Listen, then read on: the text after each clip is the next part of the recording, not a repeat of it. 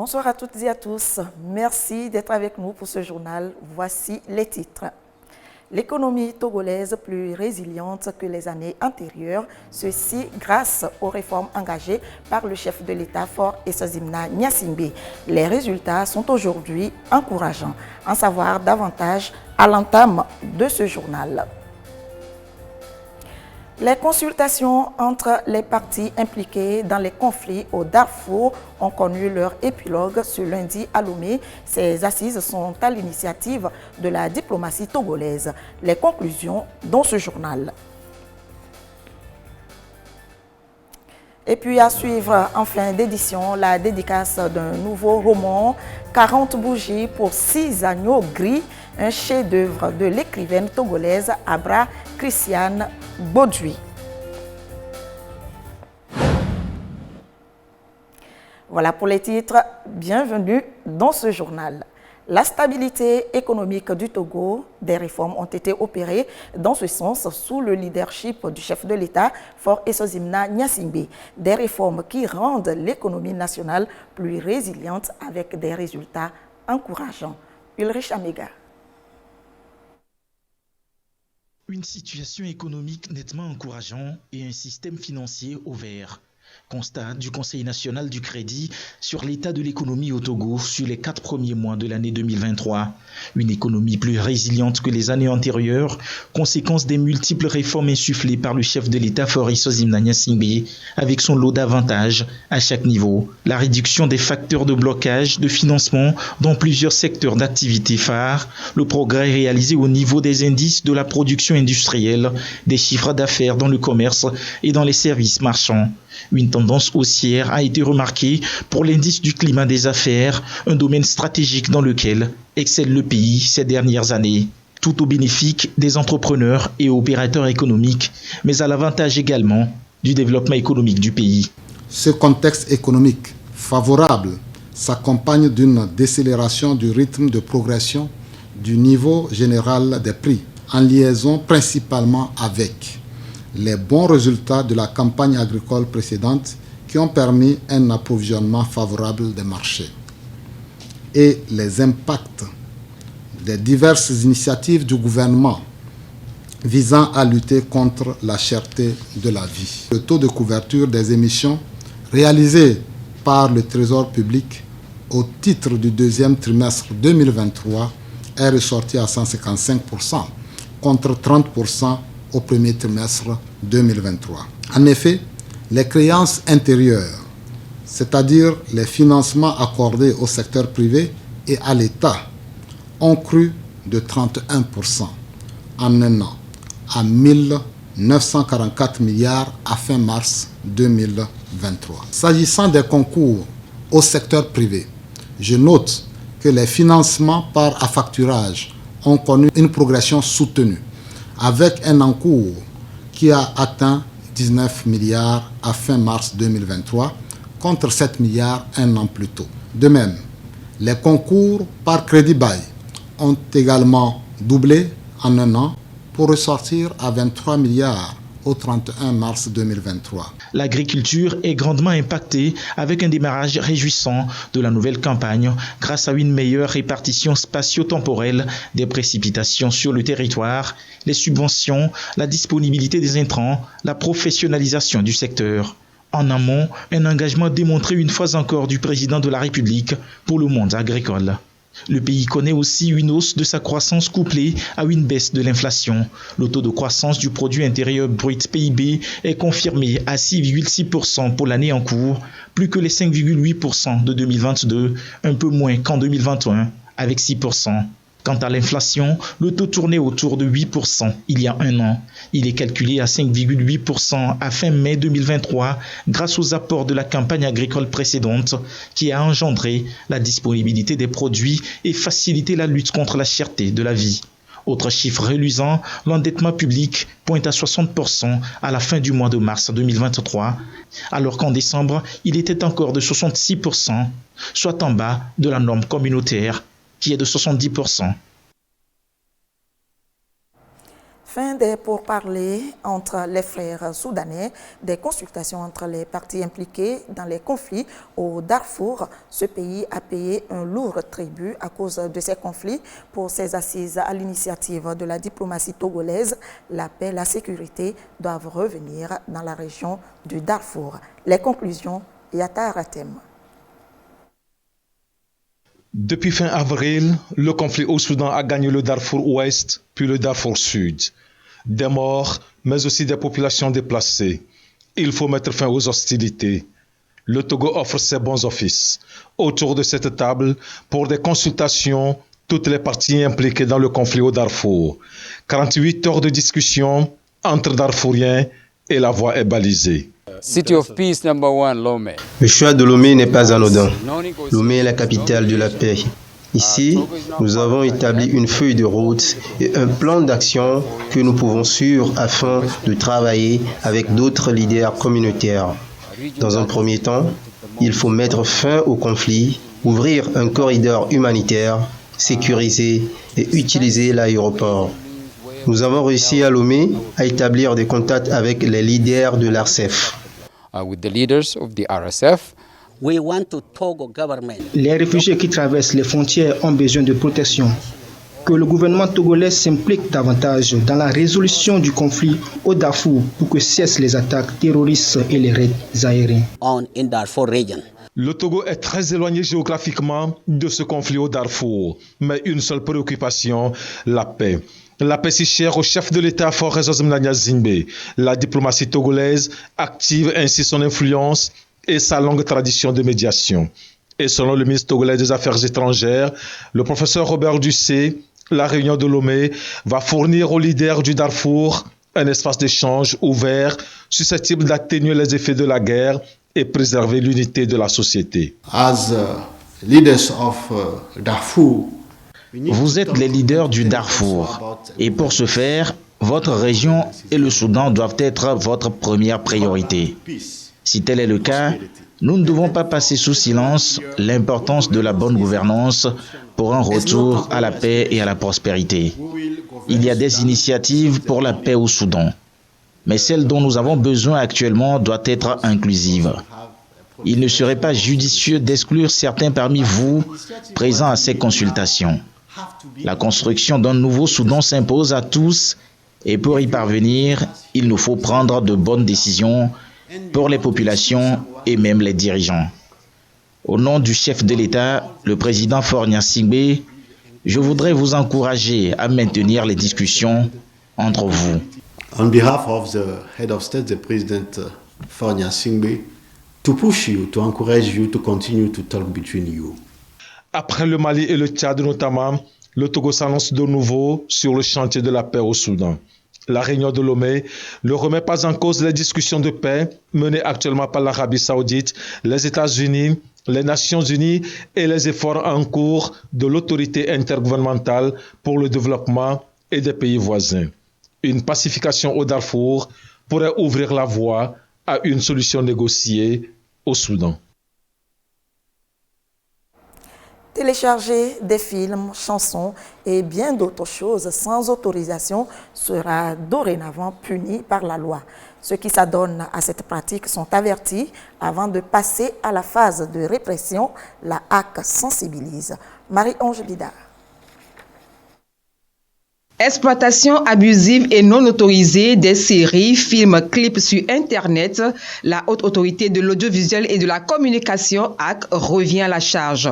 Elle sensibilise sur le fléau qui devient de plus en plus viral. Et les acteurs, chaînes de télé et distributeurs de contenu s'en inquiètent. Ils reprennent des contenus dont ils n'ont pas les droits et ils procèdent à la commercialisation sans autorisation. Et cela va à l'encontre de tous les principes, surtout plus ou moins par rapport à la notion de création de valeur qui est autour aujourd'hui de la production audiovisuelle. La problématique de rentabilité va se poser et je considère que tout ce qui est lié à la promotion de la culture locale est remis en cause. Pas facile de tuer le mal à la racine, mais tous sont unanimes, il faut trouver une solution. L'Agence nationale de la cybersécurité s'y emploie. Nous avons eu des réunions avec la plupart des acteurs de l'écosystème de l'audiovisuel. Et vous savez, des solutions techniques existent. Nous avons fait le tour du monde, on a fait un benchmark, des solutions techniques existent, mais la mise en œuvre et l'implémentation de ces solutions implique la participation de tous les acteurs, notamment les fournisseurs d'accès à Internet. Donc actuellement, des pressions très poussées sont menées avec ces fournisseurs d'accès à Internet afin que des plateformes soient développées au niveau de l'ANSSI pour pouvoir détecter d'abord ces sites malveillants par lesquels les gens accèdent à ces contenus piratés et pouvoir les bloquer. Pour l'heure, les réflexions se poursuivent aussi bien au Togo qu'en Côte d'Ivoire, pays présents à cette rencontre. En Côte d'Ivoire, nous avons eu la chance de parvenir à une solution qui nous paraît satisfaisante parce que la Haute Autorité de la Communication Audiovisuelle que j'ai l'honneur de diriger, de présider, a pris une décision pour autoriser les opérateurs audiovisuels qui en faisaient la demande à solliciter, à demander le retrait et le déréférencement des sites Internet qui exploitaient de façon illicite ces programmes-là. Alors, nous avons pris cette décision et le plus important à souligner, c'est que cette décision a été confirmée par une loi qui a été votée le 22 décembre 2022, donc elle est encore récente cette loi, donc qui confirme la décision que nous avions prise. Nourrie des apports des uns et des autres, la HAC compte mener à bien sa mission, celle de veiller à ce que les auteurs des œuvres profitent de leur gagne-pain. L'exploitation illicite des programmes audiovisuels par voie d'Internet, c'est aussi pour les producteurs et artistes la perte des revenus des droits de diffusion et de reversement des droits d'auteur. Pour les diffuseurs et les distributeurs, c'est la chute de revenus et un manque de financement pour la production audiovisuelle. Fort heureusement, la HAC, dans ses attributions conformément à l'article 22 de la loi organique, est chargée de veiller à la protection de la diffusion des œuvres cinématographiques et audiovisuelles, de protéger les valeurs et les mœurs, bref, notre culture.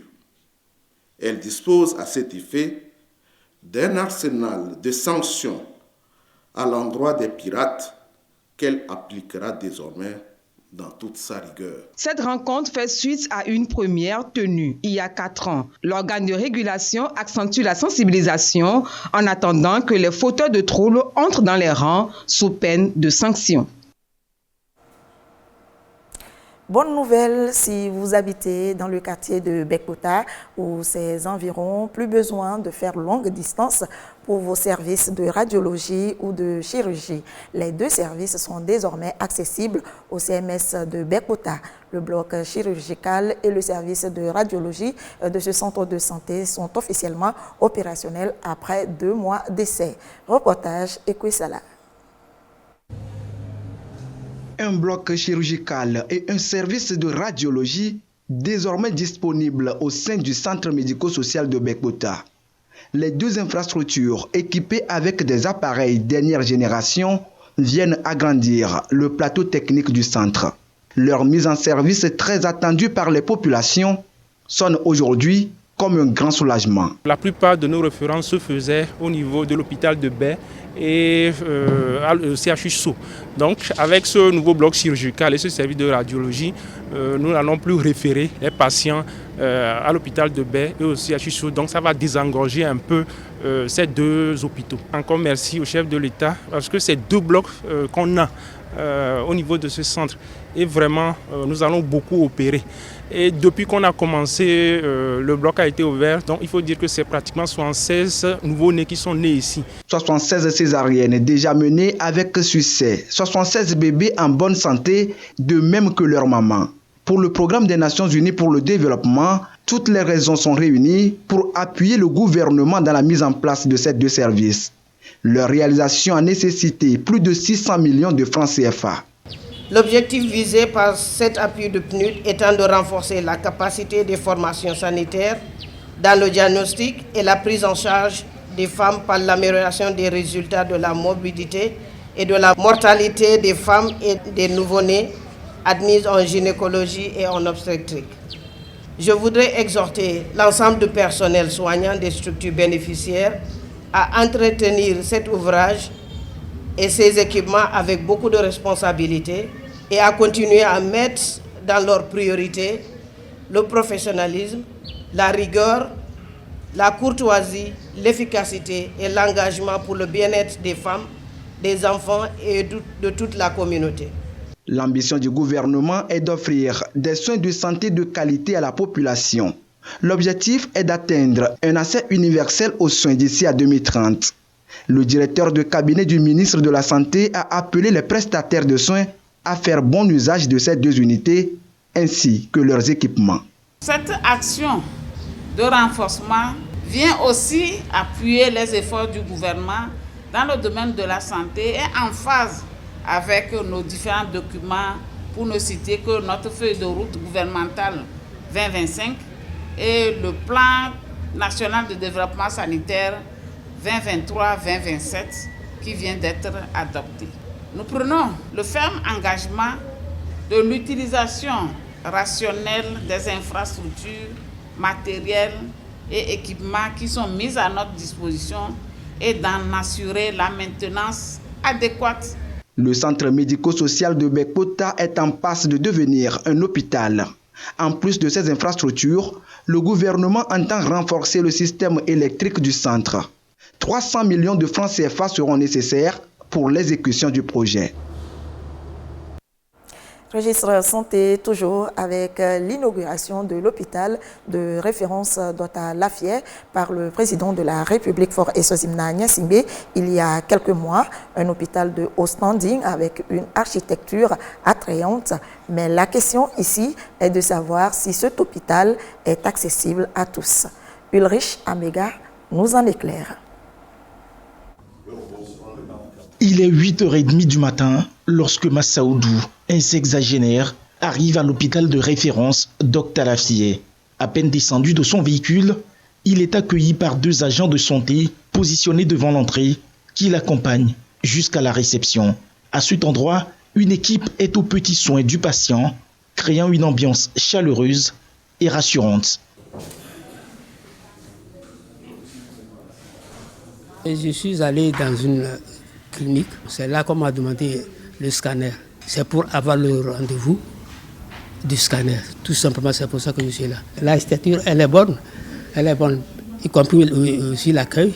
Tout est bon. Massaoudou a rendez-vous pour une consultation chez le neurologue, tandis que Kofi Banla, un retraité qui souffre depuis des années d'un mal de hanche, s'apprête également à se faire consulter.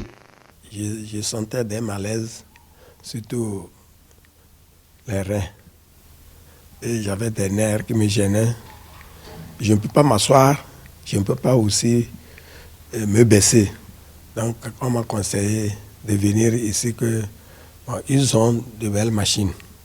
Comme ça, ma maladie a duré, je vais venir voir comme si je peux avoir la chance d'être reçu. Arrivé à la porte en même temps, il y a des gens il y a une femme plus un autre, papa, bonne arrivée, où tu vas, qu'est-ce que tu veux? Bon, c'est eux-mêmes qui m'ont ouvert aussi la porte. J'étais tellement très content de voir ça de toute la propriété. Ça m'a été très impeccable. L'hôpital d'Ota-Lafié a ouvert ses portes il y a seulement quelques jours, mais le personnel médical est déjà sur le pied de guerre, accueillant une parade de patients allant du service pédiatrique à la cardiologie, en passant par la kinésithérapie, la dentisterie et l'ophtalmologie. C'est déjà ma 3e séance ici au kiné. 7 ans environ, je suis en train de traîner quelques mal de dos. Donc je suis arrivé, ils m'ont dit quoi faire, que je dois suivre des traitements kinés. Et après les traitements, je sens que ça va beaucoup mieux. Oui, je suis très satisfaite parce que le service est impeccable, le matériel est tout nouveau, tout est impeccable. Le docteur aussi, il pose bien les questions en profondeur pour pouvoir faire bien son diagnostic. Doté d'une vingtaine de spécialités et ouvert 24 heures sur 24, cet hôpital de référence est accessible à tous. Son architecture attrayante et son cadre magnifique attirent les patients, tout comme le matériel de dernière génération mis à leur disposition.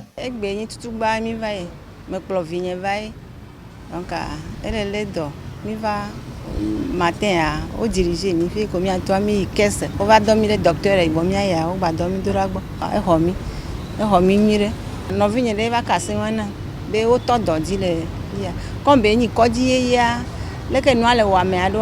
analyse ola wa tamanyo emela kone mikaba mi vovire ya mvo be kwa die le ke la mi ja mi te yima o be mi ayi be o le kwa me de pepe atika so mi vire ya wa ke mi ya le ko ono na mi do a mi sia me la te va fa mi vont be peut-être quand be kon ye ya galate sugbo fa. À la réception, c'est un monde qui attend sans distinction de statut social ou de niveau de revenu. Dr Lassier est un hôpital ouvert aux citoyens lambda, offrant des soins de qualité à tous ceux qui en ont besoin. Vous le savez désormais, donc l'hôpital Dr Lassier est accessible à tous. N'hésitez pas donc à vous y rendre pour des soins de qualité. À noter qu'il se tient à Lomé une conférence internationale sur les innovations technologiques en ingénierie, une rencontre qui veut mettre en lumière un grand homme, professeur Sonantiem, le pionnier de l'ingénierie au Togo, admis à la retraite et à qui le monde universitaire rend hommage pour sa forte contribution dans la fabrication de talents en sciences de l'ingénierie et aussi dans la concrétisation de plusieurs initiatives dans ce secteur. Ulrich Amega.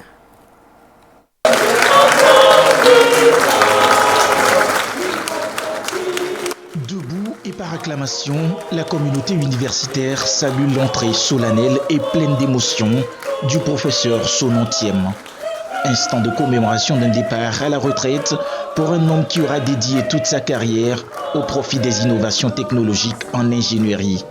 Une célébration à plusieurs sens et à grande portée pour enseignants-chercheurs, étudiants et doctorants de l'école polytechnique de Lomé. Une institution qui l'a énormément servi. Il a pu avoir une convention qui permette la mobilité de nos étudiants qui bénéficient des bourses sans frais qui se font former. On s'est jugé quand même nécessaire. Il faut qu'on présente au peuple togolais les œuvres de ce éminent professeur qui peut motiver la jeunesse. L'école polytechnique de Lomé, je dirais, est l'héritier de l'école nationale supérieure d'ingénieurs. Et donc à ce titre, se doit de reconnaître et de rendre honneur au professeur Thiem pour ce qu'il a fait.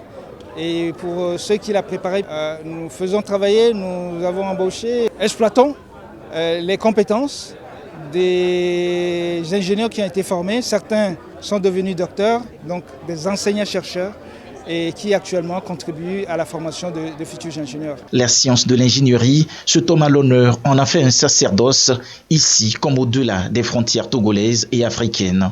Il a servi son temps, et pour lui, ceci devrait être tout un chemin tracé pour les générations présentes et futures. Jamais je ne m'étais pas rendu compte de tout ce que j'ai apporté à la communauté universitaire et aux étudiants. Moi, j'ai fait mon travail, je les ai bien formés. C'est à eux de faire le reste pour le développement de ce pays. Parce qu'un pays qui se développe, c'est un pays qui s'enrichit. Un pays qui s'enrichit, c'est un pays qui fait reculer la pauvreté, donc qui apporte le bonheur et la santé. Ainsi s'ouvrent les 3 jours de travaux de la conférence internationale sur les innovations technologiques en ingénierie. Des travaux qui seront marqués par des panels, des échanges ainsi que des visites pour approfondir les connaissances de tout un chacun en la matière. Tout autre chose, les comptes nationaux des personnels de santé pour une meilleure couverture sanitaire dans les pays africains. La démarche va permettre à l'OMS de disposer des informations sur les ressources humaines en santé en vue de l'appui nécessaire. Les points focaux des pays africains approfondissent donc leurs connaissances en la matière pour une meilleure planification. Comme Poyodé. Les comptes nationaux des personnels de santé, un impératif pour une meilleure connaissance sur les ressources humaines en santé dans les pays africains. L'Organisation mondiale de la santé, OMS, en fait un souci majeur. Il faut donc accélérer la mise en œuvre de ce système qui va permettre de faire face aux défis en matière de personnel de santé de plus en plus grands dans les pays africains. Les points focaux venus de différents pays d'Afrique renforcent leur capacité en la matière. Tous les pays au monde ont un déficit en matière de personnel de santé, une attrition. Et particulièrement durant ces 2 dernières années, avec la Covid qui malheureusement a entraîné la perte d'un nombre important de personnel de santé. Et avec cela, nous sommes en train de voir avec tous les États membres comment combler ce gap. Et donc avec les comptes nationaux de personnel de santé, on saura avec exactitude le gap réel en personnel de santé, aussi bien en termes de qualité du personnel de santé que de sa répartition géographique. Et avec ça, on pourra apporter un appui aux différents gouvernements, aux différents ministères de santé pour combler ces gaps. Sans cet atelier, sans une bonne information sur la plateforme et une comparaison, parce qu'on peut aussi, entre pays, se supporter. Quand il y a des pays qui ont plus de médecins que d'autres, ils peuvent s'échanger. On peut donc avoir la possibilité à travers l'OMS de pouvoir supporter les pays afin qu'ils puissent réellement avoir une mutualisation des services de santé et du personnel de santé. Pendant 4 jours, les participants vont se familiariser avec les thématiques fondamentales, entre autres, comprendre les comptes nationaux des personnels de santé, leur mise en œuvre, l'utilisation des comptes nationaux des personnels de santé pour la planification, la saisie des données des comptes nationaux des personnels de santé sur la plateforme en ligne. Allez, passons maintenant à l'actualité internationale au Sénégal. Au moins 15 corps ont été retrouvés hier au large de Dakar. Il s'agissait de passagers d'une pirogue, des migrants sans doute à destination de l'Europe. Le drame s'est noué tôt ce lundi matin, aux abords de cette plage de Ouakam à Dakar, près de la mosquée de la Divinité. Rapidement, 2 équipes de plongeurs et 4 ambulances sont dépêchées sur les lieux. Les habitants du quartier suivent médusés les opérations de sauvetage. À 6 h du matin, je suis descendu préparer les enfants pour aller pêcher. D'après ce que j'ai vu, ils ont sorti d'abord 3 corps, puis 5, puis une dizaine de l'eau. Tous les jeunes doivent comprendre que ça n'en vaut pas la peine. Dieu peut leur donner ce qu'ils veulent ici. Quiconque envisage de partir doit reculer. Ça n'en vaut pas la peine. Rester ici et avoir un peu d'argent, c'est mieux que d'y aller et de finir comme ça. Les pompiers n'ont pour l'instant pas livré de précision sur l'embarcation qui a chaviré, les circonstances de l'accident ou le nombre de personnes encore recherchées. Des témoins assurent eux que les victimes avaient embarqué sur une pirogue en bois comme celle-ci. Le même type de bateau que celui de Mamadou Sek, pêcheur à Ouakam depuis 35 ans. C'est très difficile. Voir des corps sans vie et encore plus des jeunes. Donc, ce qui m'a le plus marqué, le dernier corps qu'on a sorti, c'est vraiment un jeune. Quant à son âge, vraiment, moi je le donne 17-18 ans. La route migratoire vers l'archipel espagnol des Canaries connaît un net regain d'activité ces derniers temps. De précédents naufrages, comme celui de Ouakam, ont eu lieu ces 2 dernières semaines au large du Maroc et près de Saint-Louis au Sénégal. La jeunesse sénégalaise se tue en Méditerranée du fait de l'absence d'initiatives stratégiques des dirigeants qui ont échoué. Il faut avoir le courage de le dire.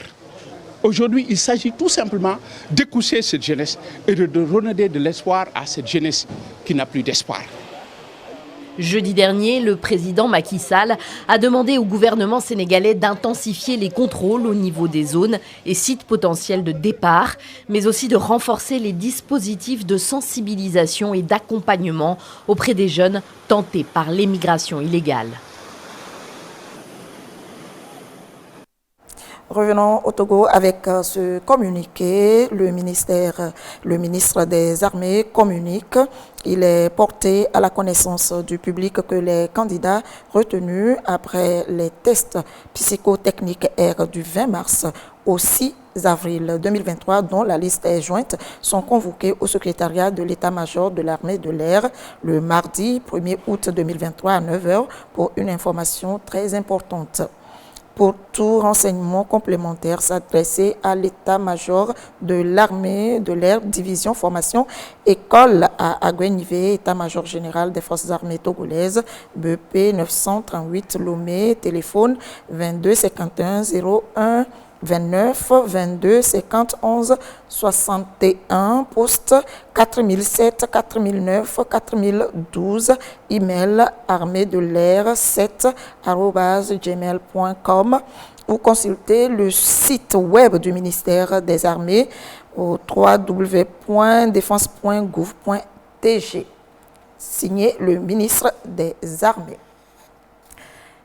Littérature avec la dédicace du roman 40 bougies pour 6 agneaux gris de Abra Christiane Bauduit, l'une des figures montantes de la littérature togolaise. Cet ouvrage de 204 pages vante le droit et le mérite des femmes à mener de bonnes et longues études et interpelle en même temps sur le revers de la médaille.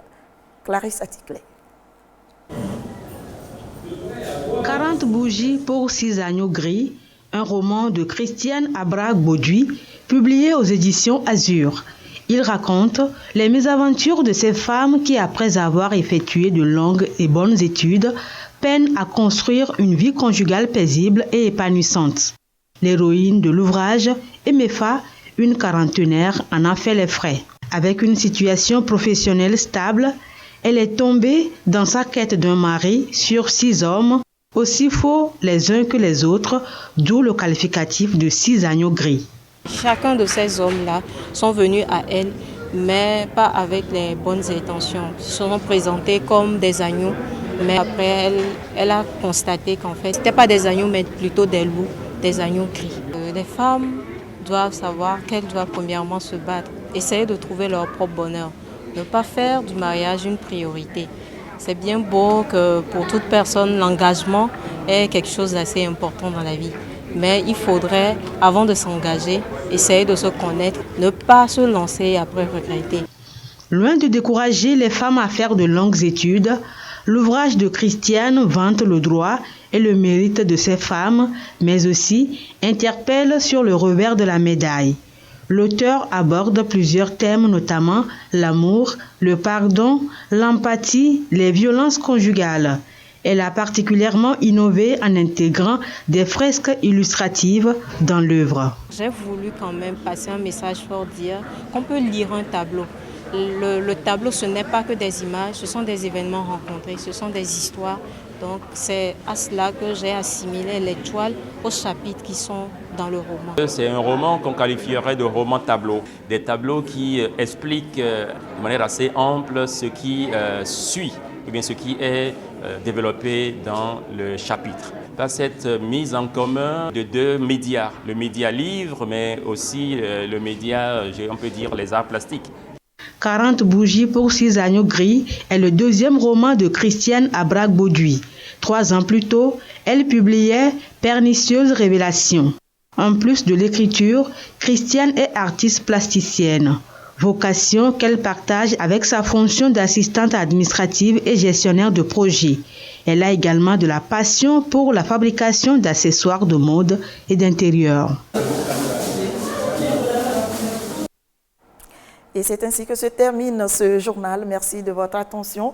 Restez avec nous, nos programmes se poursuivent. Tout de suite, la météo, à suivre le magazine de l'économie avec Antoinette Omao-Vauvor. L'édition de 22h30 sera présentée par Awide Nyasingbi. Merci de votre fidélité. Très belle soirée à vous. À demain.